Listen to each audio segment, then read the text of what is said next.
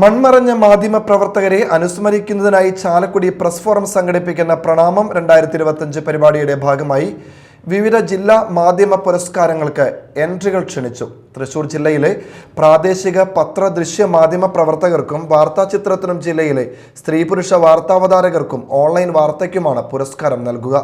എല്ലാ വിഭാഗങ്ങളിലുമുള്ളവരുടെയും എൻട്രികൾ 2024 ഡിസംബർ 18 വൈകിട്ട് 5 മണിക്ക് മുൻപായി ലഭിക്കണം. വിലാസം: Akshara Unnikrishnan, secretary, Chalakudy press forum, 2ാം നില, മുനിസിപ്പൽ ജൂബിലി ബിൽഡിംഗ്, ചാലക്കുടി.